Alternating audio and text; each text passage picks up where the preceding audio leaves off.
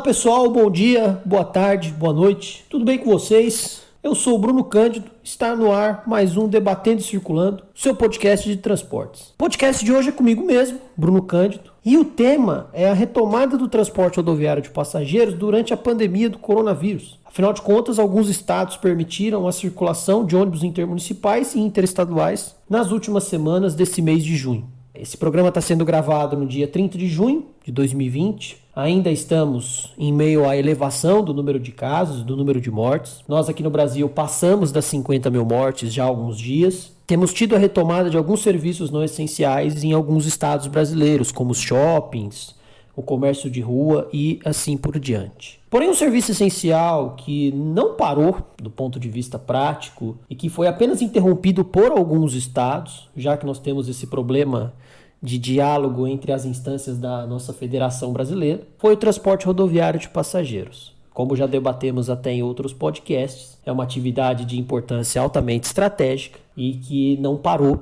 durante a pandemia. Teve sim uma redução bastante drástica da quantidade de horários, da quantidade de dias em que determinadas linhas são operadas, mas não tivemos a paralisação total do serviço no Brasil todo, como tivemos, por exemplo, na Argentina, em que houve uma suspensão total, de cima para baixo, feita pelo governo federal argentino, por intermédio da Comissão Nacional de Regulação de Transporte, lá conhecido como CNRT. Então a gente tem 4 grandes itens para debater no programa de hoje. Novamente, traremos a importância estratégica da atividade para o território brasileiro. Fazemos uma pergunta, passando para o segundo item, se o transporte rodoviário de fato parou, embora eu já até tenha dado alguns indicativos da resposta. A gente vai desenvolver um pouco mais esse ponto. Panorama da operação atual e da reorganização das companhias. E aí eu lanço uma outra pergunta, se há um novo normal. Essa expressão que particularmente não me agrada, mas utilizamos até para tentar entender esse momento atual. E o último ponto tem a ver com as soluções de limpeza e sanitização dos veículos rodoviários e a preocupação com a não disseminação do vírus no interior dos coletivos.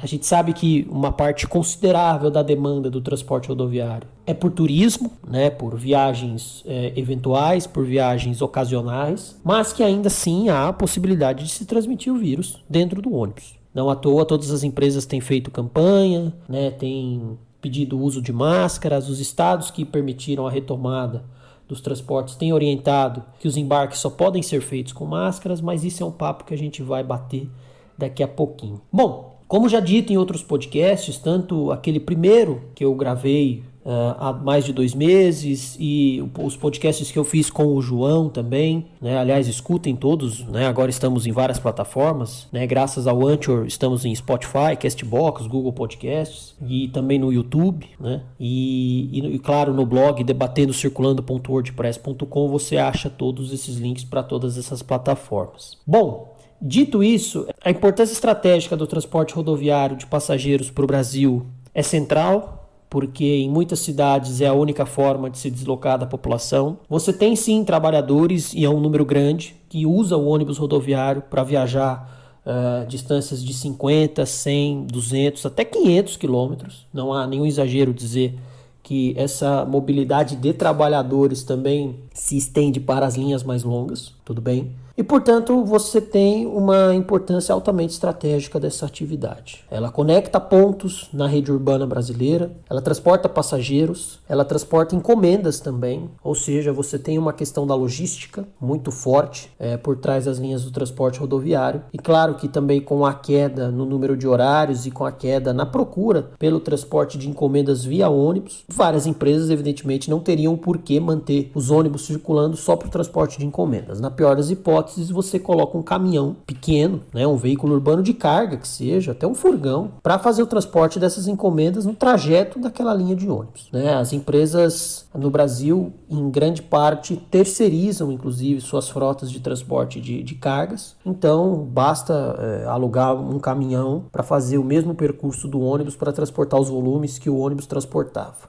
Infelizmente, nós não temos dados atualizadíssimos a respeito disso. E então, é um debate ainda candente, é um debate muito amplo que está em aberto e que talvez só com pesquisa de campo nós consigamos achar alguns indicativos para a resposta. Porém, fiquemos em casa, eu não irei fazer e espero que ninguém esteja fazendo pesquisa de campo, a não ser em caso de extrema necessidade em meio a esta pandemia. Portanto, é uma atividade estratégica por conta desses fatores que eu nomeei e também pelos fatores que são evidentes, mas que também se estendem para outros setores, como geração de empregos, seja diretos, seja indiretos, como nós comentamos, as agências de passagens, os terminais rodoviários, os restaurantes e lanchonetes nas paradas, os empregados dentro das próprias garagens. Nós tivemos dados dando conta de que o número de demissões por parte de algumas companhias do transporte rodoviário regular, que é aquele que possui as linhas, que é inclusive o objetivo desse podcast discuti-lo, fez algumas demissões, fez um conjunto relativamente importante de demissões. Lembrando que demissão não importa o número, a demissão ela é sempre ruim, né? Ela mostra que o cenário econômico não tem funcionado e numa situação pandêmica como a nossa, a ausência do Estado no sentido de prover recursos para que as empresas ao menos mantivessem os seus empregados não foi feito, né? Não tivemos apoio, não tivemos crédito. E mesmo que o governo federal tenha lançado recentemente alguns programas de fomento ao crédito, muitas reclamações de todos os lados em relação ao acesso a esses recursos, muitas empresas não conseguiram acessar. E o auxílio dado aos trabalhadores também, e aqueles que não têm trabalho, nós sabemos que infelizmente foi bastante falho, né? Essa ausência do Estado, que a gente pode até considerar como um projeto, né? Um projeto do Estado ausente, tornou a situação em meio à pandemia muito mais complicada. Feito esse preâmbulo, feito essa reflexão inicial, eu parto para o primeiro ponto, de que o transporte rodoviário de fato teria parado ou não. O que nós tivemos foi o fechamento por parte de algumas cidades da entrada de linhas regulares de ônibus. Então, por exemplo, na Bahia nós tivemos um número superior a 150 municípios em que o transporte rodoviário de passageiros estava proibido, tanto intermunicipal como interestadual. Não podia entrar nenhum ônibus na rodoviária, né, sob pena de multa e assim por diante. O estado de Santa Catarina prorrogou até o dia 2 de agosto de 2020 a proibição aos ônibus interestaduais de operar embarques e desembarques. Poxa, Bruno, mas o Rio Grande do Sul fica isolado? Não, os ônibus saem do Rio Grande do Sul, inclusive no estado gaúcho tem funcionado, tanto o intermunicipal como o interestadual, só que em Santa Catarina eles apenas cruzam o estado, eles não prestam nenhum tipo de embarque, nenhum tipo de desembarque. E o mesmo estado catarinense promoveu uma reabertura gradual do transporte rodoviário intermunicipal, ou seja, linhas dentro de Santa Catarina têm retornado aos poucos. E ainda assim a capital Florianópolis, por exemplo, não tem tido nenhum embarque e desembarque. A rodoviária de Florianópolis continua fechada, sem previsão de abertura. O estado do Paraná continua funcionando normalmente. No estado de São Paulo, o rodoviário intermunicipal também retornou. No final da primeira metade de junho, basicamente, no dia 12 de junho, 13 de junho, tivemos uma retomada do transporte intermunicipal que também estava paralisado. Resumindo, a inoperância do governo federal em conceder crédito para as empresas, até as grandes inclusive, fez com que as atividades tivessem de ser retomadas para que aqueles passageiros que porventura desejem fazer algum tipo de deslocamento e aqueles que também precisam fazer algum tipo de deslocamento gerem uma receita para que a empresa ao menos custeie essa operação num primeiro momento. A gente sabe que um ônibus parado ele é um prejuízo imenso para a empresa, porque o financiamento daquele veículo, que não é um veículo barato, como a gente já disse em outros podcasts, temos veículos rodoviários aí que novos custam até R$1 milhão. E não são poucas empresas que possuem veículos desse padrão, aquele ônibus 2 andares e tudo mais, né, com poltronas em cima e embaixo. Nós sabemos que as empresas, portanto, pagam esses financiamentos, então se um ônibus está parado, é como se diz no próprio jargão do setor, né? O ônibus parado não paga o financiamento. Então a gente já tem esse problema. E o que o Estado poderia ter feito? Concedido crédito para que essas empresas pagassem esses financiamentos e para que esse crédito que foi concedido agora seja cobrado com juros baixíssimos ou até sem juros nos próximos 36 meses ou 48 meses. Resumindo, você capta um empréstimo agora para honrar os compromissos com instituições financeiras e, sobretudo, com os funcionários, que eu acho que é o mais importante, para que não tivessem ocorrido as demissões, e depois você paga esse empréstimo. É algo que poderia sim ter sido feito pelo Estado brasileiro, mas a gente sabe que infelizmente não fez. E agora lança um programa, mas como eu já disse, até repetindo, não alcançou a eficiência necessária. Então, o transporte rodoviário não parou. Naqueles estados e naqueles municípios em que ele não foi proibido, lembra agora, por exemplo, do lockdown de São Luís, que foi até tema de um podcast que eu fiz com o Juan semanas atrás. Depois do lockdown, o transporte rodoviário pôde voltar a atender a cidade de São Luís, entrou novamente na cidade de São Luís. E o mesmo se aplica, por exemplo, ao estado do Pará. Belém continua fechada, né? O município de Belém continua sem receber os coletivos, mas linhas interestaduais, por exemplo, que partem do Nordeste e do Centro-Oeste, fazem o desembarque em Castanhal, que é uma cidade na região metropolitana. E de Castanhal até Belém, tudo bem, você fechou para os ônibus, mas as pessoas vão de táxi, vão de transporte coletivo, enfim, elas dão um jeito de chegar até Belém. Então essa proibição ela não evita totalmente o contato com ônibus interestaduais, afinal de contas esse passageiro, depois que desembarca, ele pode se locomover. Feito essa análise, posso dizer com certa tranquilidade que o transporte rodoviário não parou. Ele teve uma redução drástica na frequência, várias linhas no início deixaram de ser operadas diariamente, algumas tiveram inclusive sua operação totalmente suspensa, mas diante da inoperância e da falta de crédito disponível para a manutenção das finanças das próprias empresas, as companhias retomaram suas atividades. De forma lenta no início, de forma muito tímida inclusive, mas depois investiram maciçamente e continuam investindo em propaganda via redes sociais sobretudo. Então quem acompanha, por exemplo, perfis oficiais das companhias em redes sociais como Instagram, como o próprio Facebook, o próprio Twitter também, nota que existe uma tentativa maciça de fazer essas propagandas, oferecendo promoções para viajar, inclusive no segundo semestre, que aliás começa amanhã, dia 1º de julho. Mas quando eu digo segundo semestre, passagens com 50% de desconto válidas até novembro, porque diante desse cenário de incerteza, ninguém garante que as pessoas, ainda mais ficando em casa, confinadas, isoladas, não queiram, por exemplo, em outubro, novembro, tentar umas férias junto aos seus próprios trabalhos e querem viajar.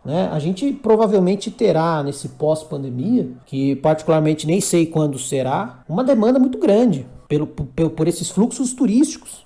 Por essas viagens, as pessoas querem voltar a fazer coisas das quais elas sentem falta. E aqui eu não estou na posição de julgar se isso é certo ou se isso é errado. Afinal de contas, eu não tenho o conhecimento a respeito de psicologia para entender o que as pessoas estão passando nos seus respectivos isolamentos. O que eu posso dizer da minha parte é que o isolamento não é totalmente prazeroso, ele tem sim um caráter problemático. Permanecer em casa todos os dias não é tarefa fácil. E para aqueles que continuam fazendo home office, trabalham de casa, a tarefa é complicada também. Afinal de contas, a produtividade, via de regra, é basicamente a mesma, porém as condições são completamente distintas. Ou seja, no pós-pandemia, muitos pretendem viajar. E, portanto, a gente vai ter uma possibilidade de lotação, de uma procura muito grande pelo transporte. O que eu posso dizer é que no rodoviário de passageiros hoje, que a gente conta com mais de 40 mil ônibus, tanto para linhas rodoviárias regulares quanto registrados no fretamento, que é aquela viagem que você pode alugar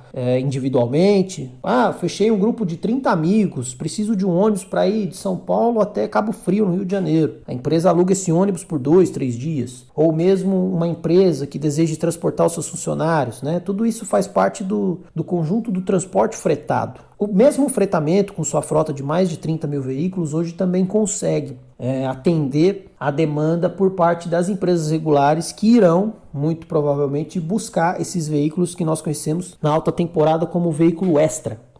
O famoso carro extra, que é um ônibus que não pertence à empresa que opera aquela linha, ele foi alugado só para aquele trecho, para fazer aquele horário extraordinário. Então a gente pode ter, provavelmente no pós-pandemia, isso no final do ano, ou até em janeiro de 2021, um cenário desse tipo. Claro, isso se nós não tivermos retrocessos, se nós não tivermos, por exemplo, aumento no número de casos após uma redução em outubro, novembro, enfim. São prognósticos que num cenário como o nosso, como o brasileiro, é dificílimo de se fazer, tudo bem? Então a gente tem um problema muito sério de que não dá também para prognosticar nada com uma certa precisão. Portanto, considerando que nós tenhamos uma queda, né, com base na ciência mesmo, ou seja, com base nos dados gráficos de que a partir de setembro nós teremos uma queda no número de casos, pode ser que esse boom do transporte rodoviário, atrelado ao turismo, ocorra em dezembro de 2020 e janeiro de 2021. E que, portanto, algumas empresas ainda tentam,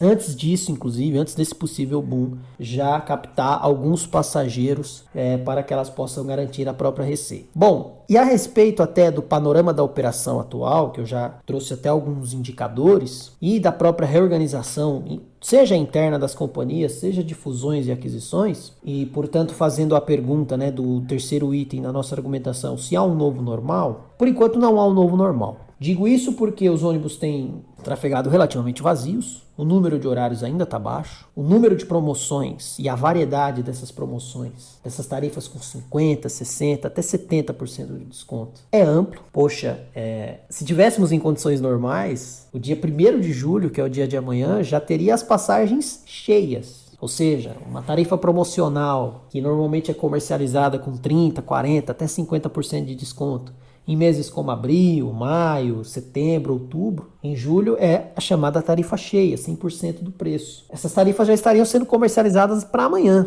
Ou seja, uma viagem do Rio de Janeiro a Belo Horizonte no dia 2 de julho já seria com a tarifa total. Mas como estamos em meio a uma pandemia, várias dessas passagens estão com desconto. As companhias têm se reorganizado no sentido de garantir essa demanda mesmo em meio a um cenário pandêmico. As campanhas publicitárias, evidentemente, buscam atender aos anseios das próprias empresas. Claro que eles sempre frisam, não estou falando por todas, estou falando de um panorama mais geral, né? Claro que para toda regra sempre há exceção. Sempre frisam a questão da segurança sanitária. Então, falando da reorganização interna, nós tivemos empresas que fizeram coisas aparentemente simples, mas que buscam contribuir com a redução da proliferação do vírus, como por exemplo a remoção das cortinas, já que é um pano, né, com uma higienização um pouco mais complicada. A própria questão das soluções de limpeza, como a gente dirá no tópico 4. Algumas empresas têm adotado práticas de higienização interna e externa dos coletivos, que antes não eram adotadas com o rigor que se faz hoje. E a questão normativa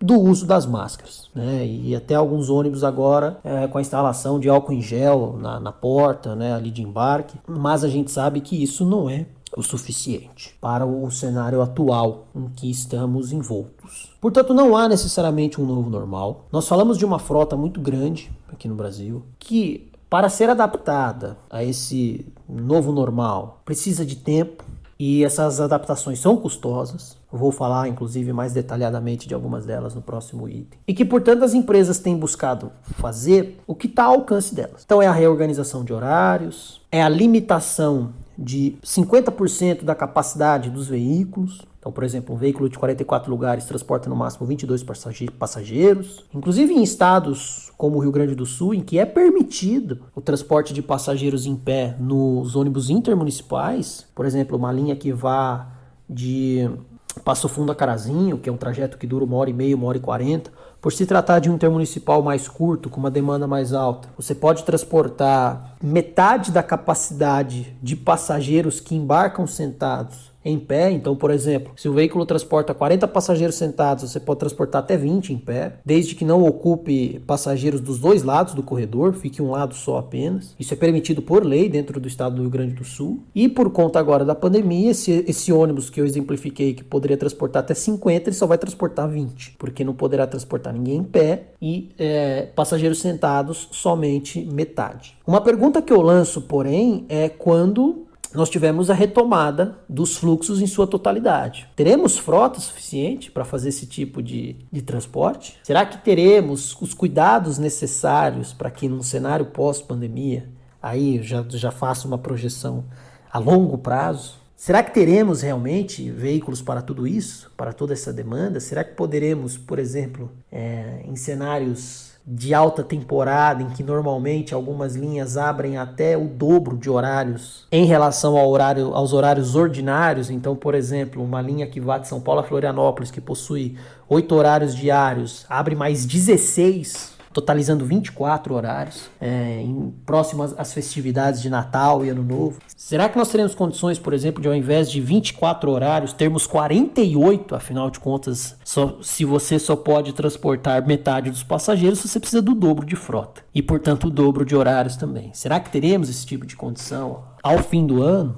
São perguntas que a gente já pode lançar a partir de então. Portanto, a operação atual, com uma demanda baixa, consegue cumprir com o isolamento, não precisa colocar toda a frota nas ruas, não precisa higienizar todos os coletivos, ou seja, nós lançamos essas perguntas. Portanto, será que nós teremos, por exemplo, tempo para adaptar todos os veículos? Será que a higienização em tempo de alta procura será adequada? Porque como não temos nenhuma previsão de vacina ou de coisa do tipo, a higienização ela deverá ser mantida por um bom tempo ainda, por um tempo indeterminado. Então, será que elas serão realizadas, todas essas soluções? E aí eu já até adentro o tópico de número 4 em relação às soluções de limpeza e sanitização dos veículos rodoviários e a preocupação com a não disseminação dos vírus. Claro, é uma questão de responsabilidade tornar o interior do coletivo um ambiente propício para o transporte seguro dos passageiros e que seja um ambiente, portanto,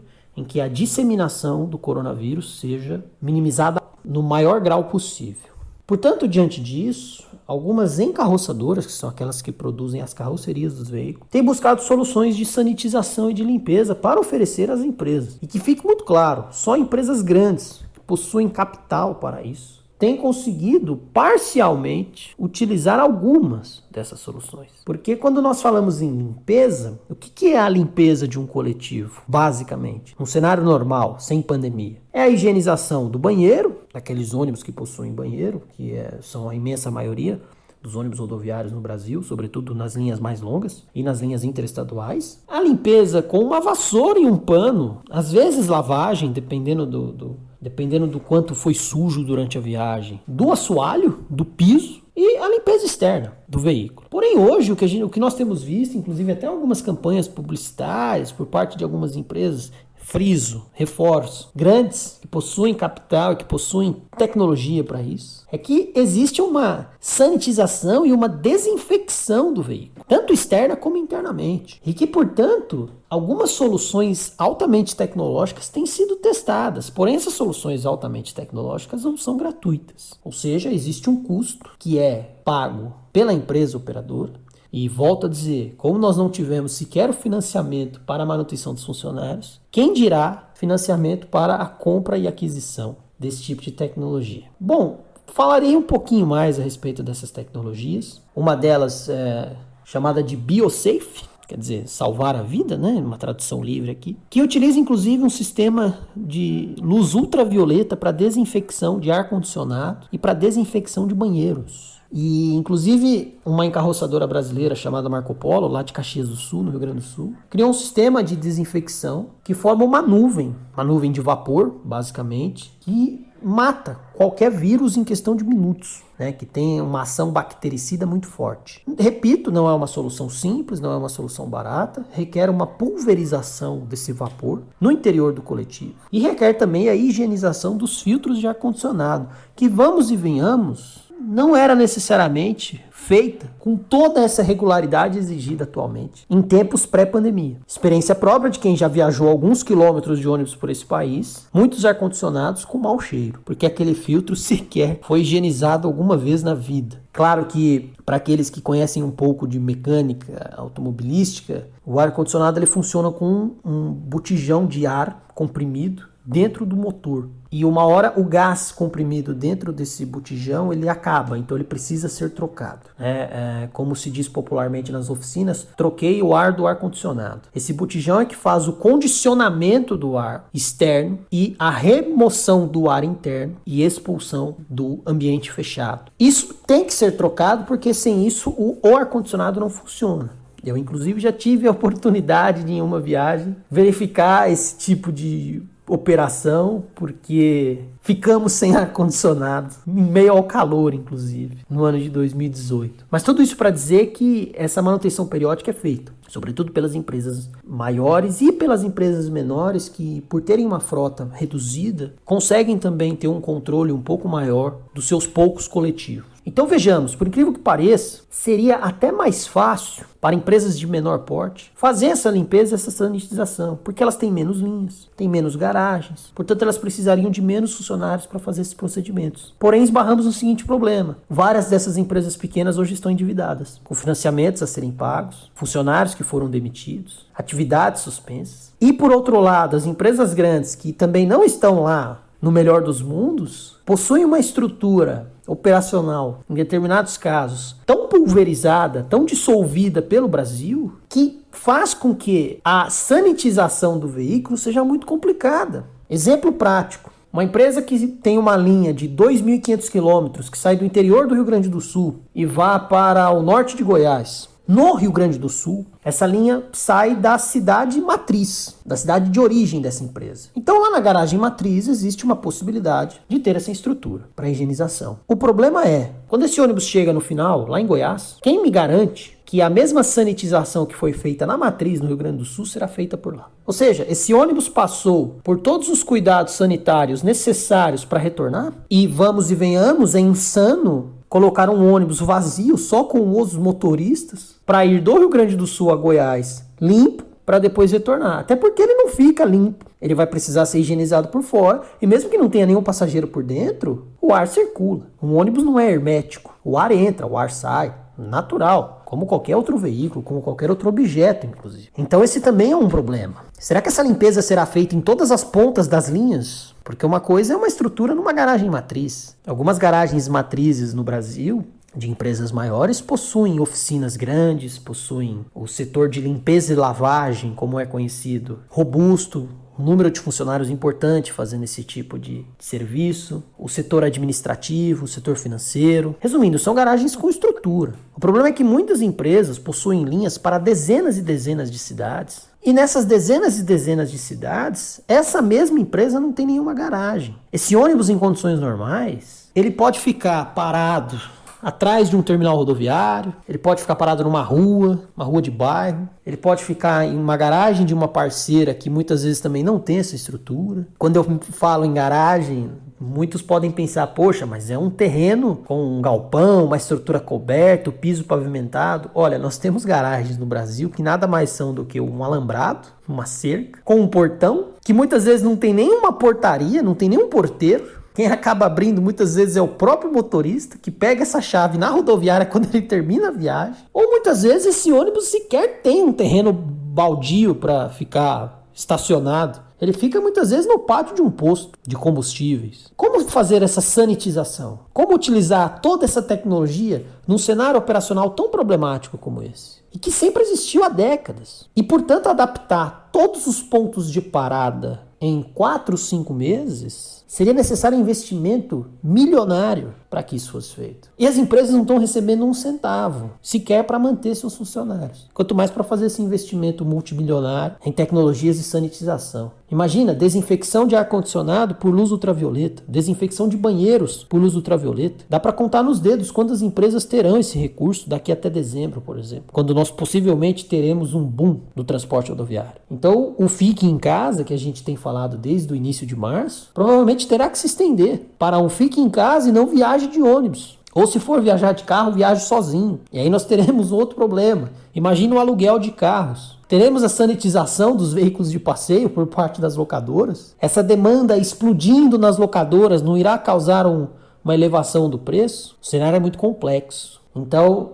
as soluções existem. As encarroçadoras têm se comprometido com pesquisa científica, o que é algo positivo em meio a essa pandemia, né? Sempre ressaltamos a importância da ciência, da divulgação científica, do trabalho sério que é feito por pesquisadores, como esse que vos falo, inclusive. Então, mesmo diante de todos esses desafios, os desafios para o futuro são maiores ainda. E, portanto, nós ainda temos que nos preocupar com a não disseminação do vírus no futuro. No futuro, daqui a 6 meses, daqui a 1 ano. Afinal de contas, hoje, 30 de junho de 2020, podemos afirmar categoricamente que não há estrutura em todo o território nacional para a chamada desinfecção e sanitização dos veículos de transporte rodoviário de passageiros no Brasil. Não temos. E uma outra solução, inclusive, que chegou a ser chamada de ônibus do futuro, era do posicionamento das poltronas de maneira individual. Acredito que quem esteja nos ouvindo já andou de ônibus na vida, seja urbano, seja rodoviário, e sabe que são poltronas duplas, né? Uma dupla de cada lado. 2 de um lado, 2 do outro. Portanto, são 4 lugares. 2 do lado direito, 2 do lado esquerdo. E, portanto, para evitar esse contágio,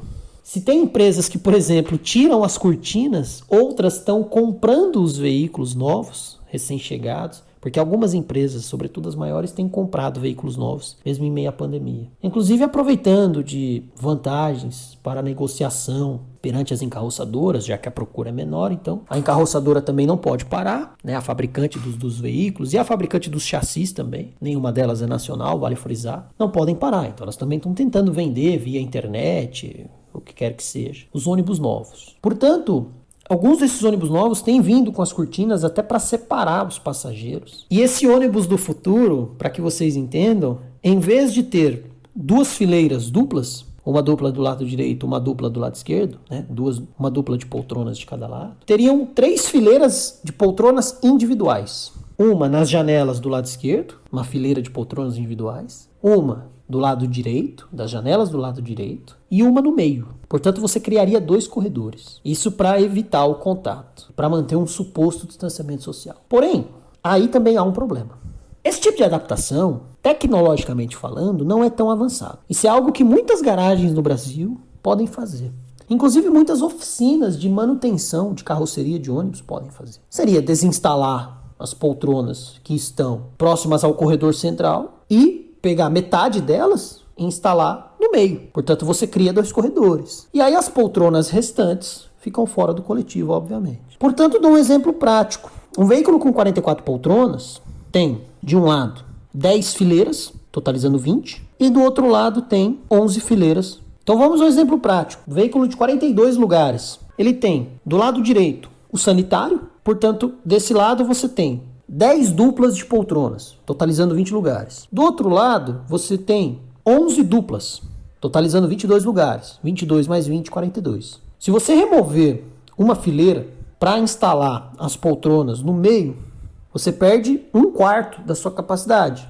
Então, de 42, você cai para 32, 31 lugares. E considerando que nós tenhamos demanda, por exemplo, por meia lotação, muitas empresas não farão esse tipo de instalação, porque elas simplesmente dirão o seguinte: se eu reduzir o número de poltronas, eu reduzo a meia lotação. Um ônibus com 32 poltronas só pode transportar 16. Um ônibus com 42 pode transportar 21. E a gente sabe que na contabilidade da empresa, um passageiro a mais, um passageiro a menos tem diferença. E hoje, afirmo, novamente, mais de 98% da frota brasileira não tem esse tipo de instalação. Ou seja, 3 fileiras de poltronas individuais. Quando eu digo, inclusive, que não é algo avançado, é porque alguns ônibus leito, são aquelas poltronas mais largas, mais espaçosas, vinham com essa configuração, desde que a empresa a solicitasse. E pouquíssimos casos no Brasil de ônibus com essa configuração. Essa configuração sempre existiu, a encarroçadora sempre a disponibilizar. Só que hoje, em meio à pandemia, estuda-se esse tipo de configuração. Tudo bem,